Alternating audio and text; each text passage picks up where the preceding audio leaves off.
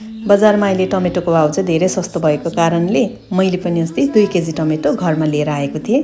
फ्रिजमै राख्दाखेरि पनि एक साइड चाहिँ हल्का गिल्लो हुन थालेको थियो, त्यसकारणले मैले त्यसलाई काटेर फ्याँकेँ अनि बाँचेकोलाई चाहिँ म सोचेँ पिज्जा पास्ता सस बनाउँछु।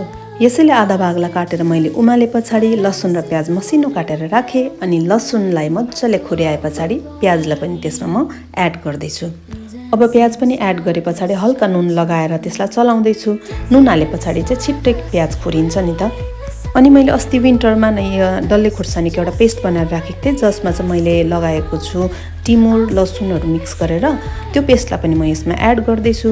अनि अघिको तासेर राखेको जुन टमेटो छ नि त्यसलाई हल्का म्यास गरेर चाहिँ म यसलाई पनि कडाईमा लगाएर एकछिन पकाउँछु। अनि त्यस पछाडि चाहिँ यसलाई पनि म ग्राइन्ड गरेर फेरि यसलाई कराईमा हालेर पकाउँछु धेरै बेर। अनि त्यसलाई प्रिजर्भ गर्नको लागि चाहिँ एड गर्न लागेको छ अब अलिकति भिनेगर। अनि यो चाहिँ नेक्स्ट डे मर्निङमा मैले तपाईँहरूलाई टेक्स्चर देखाउन लागि सुट गरेको भिडियो। अनि अहिले टमेटो सस्तो हुँदाखेरि चाहिँ तपाईँहरू सबैजनाले पनि घरमा पिज्जा बनाउनु मन पराउनुहुन्छ भनेदेखि चाहिँ पिज्जा पास्ता सस यसरी बनाएर एयरटाइट जारमा मजाले राखेर चाहिँ डिप फ्रिजमा स्टोर गरेर सालभरि खान सक्नुहुन्छ। धन्यवाद।